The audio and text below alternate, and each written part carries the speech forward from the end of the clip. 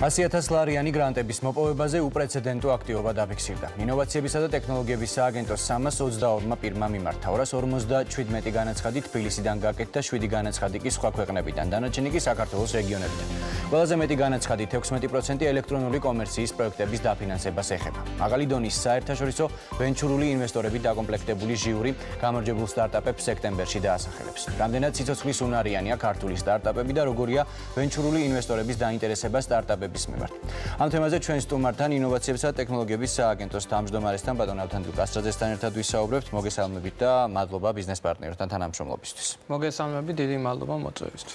დავიწყოთ 100,000 გრანტების პროგრამით საკმაოდ დიდი დაინტერესება, რას უკავშირებთ ასეთ გამოხმაურებას და ზოგადად რა კრიტერიუმებია საჭირო იმისთვის, რომ გამარჯვება მოიპოვონ განაცხადი.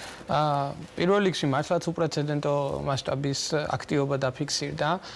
ასევე მე მქონდა შესაძლებლობა რომ მენახა განაცხადების გარკვეული ნაწილი და მინდა ვთქვა რომ არის ძალიან მაღალი დონის, აბსოლუტური უმრავლესობა, რომელიც ნახვის შესაძლებლობაც მე მქონდა და ესეც მიუთითებს იმას, რომ როგორც რაოდენობრივად გაიზარდა, ასევე ხარისხობრივად გაიზარდა რეალურად ხარისხი სტარტაპების, ეს არის ძალიან კარგი. ჩვენ ყველაზე მაქსიმალური განაცხადები რაც კი მიგვიღია ამ კონკურსების ისტორიაში ეს იყო 195. ჩვენ ამ პანდემიის გამო ხალხის კიდე უფრო გაიზარდა რეალურად ეკოსისტემა და ამას უყურებთ და ვარაუდობდით რომ 200 აცდებოდა განაცხადების რაოდენობა, თუმცა გადაწყდა 300 და ეს ძალიან კარგი სიგნალია რომ საქართველოში საზოგადოება უფრო და უფრო აქტიურად ერთვება ინოვაციურ ეკოსისტემაში. არის ძალიან მნიშვნელოვანი და ჩვენ რეალურად ვხედავთ იმას რომ თვითონ ასაკიც სტარტაპების გაიზარდა. ანუ მარტო ასე ვთქვათ უნივერსიტეტის სტუდენტები, ახალგაზრდები არ არიან წარმოდგენილი სტარტაპ ეკოსისტემაში და ეს არის ძალიან მნიშვნელოვანი, იმიტომ რომ ყველას მინდა მოუწოდო აბსოლუტურად რომ სტარტაპი ეს არ არის 18-20 წლის ადამიანების ბიზნესი. სტარტაპი ეს არის პროფესიონალების მიერ, იმ ადამიანების მიერ, რომელსაც აქვთ კონკრეტული ენტერპრენერული გამოცდილება, თუნდაც კორპორატიულ სამყაროში მუშაობს და შემდგომის გადაწყვიტა, რომ დაინახა კონკრეტულად რა პრობლემებია დღეს ტრადიციული წესით მართვად ბიზნესებში და როგორ შეიძლება ინოვაციური მეთოდიკით, ინოვაციური პროცესებით ან ინოვაციური პროდუქტის შექმნით შეხვიდე ბაზარზე და კონკურენტუნარიანი იყო არა მარტო საქართველოს ბაზარზე, არამედ მსოფლიო ბაზარზე.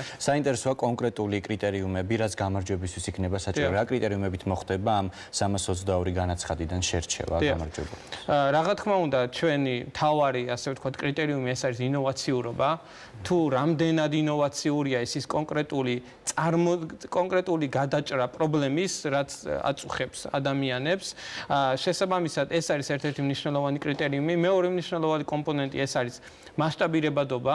ანუ ჩვენ არც ერთ შემთხვევაში არ ვაფინანსებთ ინოვაციური დევს, რომელიც ინოვაციურია საქართველოში, მაგრამ სხვაგან არა. ჩამო მაგალითად გერმანიაში რაიმე ინოვაციური ნახე და მოდი საქართველოში გავაკეთო. ეს არ არის ჩვენი ინტერესი, ჩვენია რომ საქართველოში შეიქმნას ნოუ-ჰაუ და იყოს კონკურენტუნარიანი. შეიძლება უნიკალური არ იყოს გერმანიაშიც, ამერიკაშიც იყოს ეგ პროდუქტები, მაგრამ შეწევდეს ძალა ამ პროდუქტს და მესამე და რაც ფიქრობ, რომ ყველაზე მნიშვნელოვანია და ინვესტორებიც, რომლებიც აფასებენ მათთვისაც ეს არის ყველაზე მნიშვნელოვანი ფაქტორი, ეს არის გუნდი. რეალურად რამდენად არის გუნდი მზად რომ ამ ბრძოლაში ჩაერთოს გლობალურ კონკურენტუნარიანობაში, ჯერ შექმნას ის პროდუქტი და შემდგომ უკვე ბაზარზე წარდგეს, რაც არის ძალიან რთული პროცესი, ხანგრძლივი პროცესი, ჭირდება შემდგომი ინვესტირებები, იმიტომ რომ 100,000 ეს არის მხოლოდ პირველი ნაბიჯის მხარდაჭერა, რომელსაც სახელმწიფო სთავაზობს ინოვაციური იდეებით გამსჭვალულ ადამიანებს. როგორია საინტერესოა პროექტების ჯამური მოცულობა და რამდენი პროექტის დაფინანსება იგეგმება საბოლოო ჯამში? ჩვენ ყოველ გამოცხადებაზე მხოლოდ 20 სტარტაპს ვაფინანსებთ, ეხლაც ესე იქნება, მიუხედავად იმისა, რომ გაზრდილია რაოდენობა, უბრალოდ კონკურენცია გაიზარდა და ჩვენ 20 სტარტაპს დავაფინანსებთ. წელიწადში ინოვაციებისა და ტექნოლოგიების სააგენტო 40 სტარტაპს აფინანსებს ზოგადად 100,000 საგრანტო პროგრამაში. ჩვენ უკვე დავაფინანსეთ ამ წლის თებერვალში 20 სტარტაპი და ეხლა შემდგომი 20 სტარტაპის ჯერია, რომელსაც სექტემბერში გამოვავლენთ და თქვენ სწორად აღნიშნეთ თვითონ შესავალში, რომ ერთ-ერთი ყველაზე მნიშვნელოვანი პროცესი რომელსაც ჩვენ უზრუნველყოფთ არის ის, რომ გადაწყვეტილებას არ იღებს სახელმწიფო ბიუროკრატია. და ჩვენ ჩამოყავს ძალიან მაღალი დონის, აი ეს არ არის უბრალო სიტყვები, მართლა მაღალი დონის ინვესტორები ჩამოყავს სილიკონის ველიდან, მაგალითად წინაზე ყავდა ჩამოყვანილი ორაკლის ვიცე-პრეზიდენტი, Garage Technology Ventures founder-ი და ასე შემდეგ. შესაბამისად, ეს ადამიანები არიან, რომლებიც ყველაზე ახლოს არიან გლობალურ სტარტაპ ეკოსისტემასთან და მათ შეუძლიათ საუკეთესო გადაწყვეტილების მიღება და მართლა აირჩიონ საუკეთესოთა შორის საუკეთესო სტარტაპები, რომლებსაც აქვთ პოტენციალი გლობალურ ბაზარზე გასვლისთვის. ეხლაც მოლაპარაკებები მიმდინარეობს, რომ იგივე და კიდევ უფრო მაღალი რანგის ინვესტორები ჩამოვიდეს, ორაკლის ვიცე-პრეზიდენტს კიდევ ველოდებით წელს, ასევე მიდის მოლაპარაკება ასევე ვიცე-პრეზიდენტების დონეზე კომპანია Apple-თან და Facebook-თან.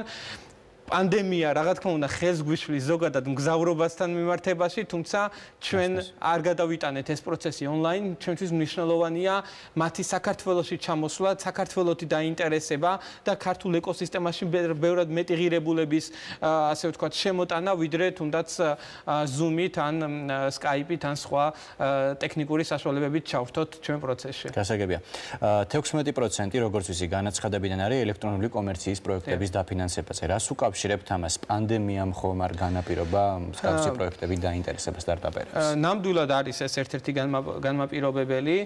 ზოგადად ელექტრონული კომერცია ისედაც მზარდი ინდუსტრია იყო მთელ მსოფლიოში მიუხედავად პანდემიისა, მაგრამ პანდემიამ კიდევ უფრო დააჩქარა, იმიტომ რომ ნახეთ რომ კონკრეტული რაღაცა ვირუსის გამო თუ კონკრეტული შეიძლება ომი ან სხვადასხვა მდგომარეობის გამო შეიძლება ჩაიკეტოს უბრალოდ საზღვრები, შეიძლება ჩაიკეტოს გადაადგილება, შეიძლება სხვადასხვა პროცესები, რომელიც ადამიანებს ჭირდება დღეს ცხოვრების და შესაბამისად ელექტრონული კომერცია მნიშვნელოვანია, თუმცა აქ მარტო ელექტრონული კომერციის მიმართულება არ არის ინოვაციებში და მათი პროექტები ბევრად უფრო ყოვლისმომცველია და ბევრად უფრო საინტერესო და რთული არის, ასე რომ ნამდვილად ძალიან კარგი განაცხადებია და იმედი მაქვს, რომ ერთ-ერთი საუკეთესო სტარტაპებს სწორედ ახლა გამოვავლენთ ჩვენ.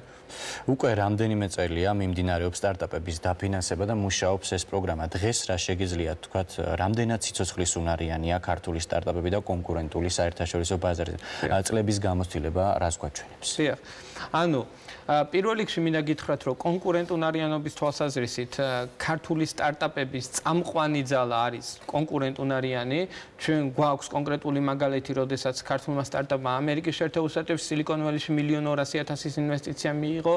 ეხლა მეორე სტარტაპთან მიდის აქტიური მოლაპარაკებები ძალიან მსხვილი და წამყვანი საინვესტიციო ფირმისგან. მე უბრალოდ ვერ დავასახელებ ვერც სტარტაპს და ვერც საინვესტიციო ფირმას, მაგრამ სექტემბრის 7-ში ამას ოფიციალურად გამოვაცხადებთ და ეს არის ძალიან უპრეცედენტო შემთხვევა, როდესაც ინსტიტუციურმა ფირმამ და საინვესტიციო ფონდმა ქართულ სტარტაპში ჩადებს ინვესტიციას, რომელიც არის ძალიან კარგი მაგალითი და ჩვენ ასევე სხვა მიმართულებითაც ხდება სტარტაპი, იმასაც ვერ გვეტყვით. ესეც საინფორმაციო ტექნოლოგიების მიმართულების სტარტაპი არის. შესაბამისად არის ძალიან კარგი ტრენდები, რომელსაც ჩვენ ხედავთ.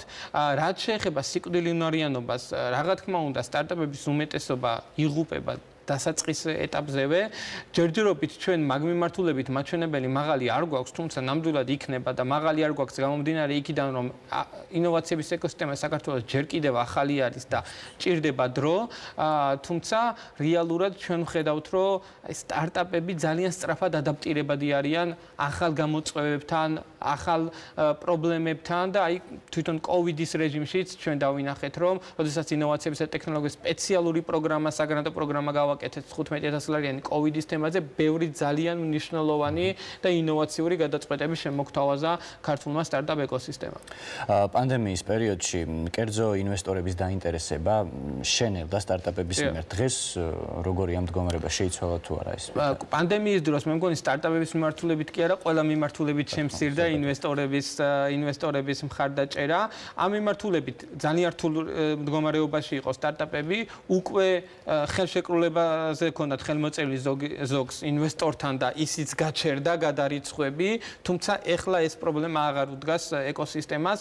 პირიქით არის ძალიან მნიშვნელოვანი ის, რომ ქართული კერძო სექტორი არის ჩართული ასევე სტარტაპების მხარდაჭერ პროგრამაში და ამის კონკრეტული მაგალითია თუნდაც აქსელერატორის პროგრამა, რომელზეც ჩვენ ქართული უმსხვილესი ბანკი, საქართველოს ბანკი არის პარტნიორი, რომელმაც $1 მილიონი საინვესტიციო ფონდი შექმნა იმ სტარტაპების მხარდასაჭერად, რომლებიც ამ პროგრამას შეირჩევა და ასე შემდეგ. შესაბამისად, ვფიქრობ, რომ ეხლა ის პრობლემა, რაც პანდემიის დასაწყისში იყო, ინვესტორების მიმართ არ არის. თუმცა რა თქმა უნდა, ზოგადად პანდემიამ ძალიან ბევრი გაკვეთილი მისცა და უფრო რთულად იღებს ნებისმიერ სფეროში ინვესტიციისთვის ინვესტორი, ვიდრე აქამდე მიიღებდა.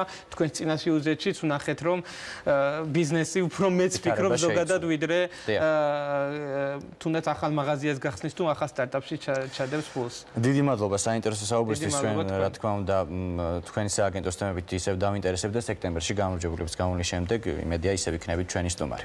მადლობა, გისურვებთ წარმატებებს. ბიზნეს პარტნიორი შეკითხვებს ინოვაციებისა და ტექნოლოგიების სააგენტოს თავმჯდომარე ავთანდილ კასრაძე პასუხობდა.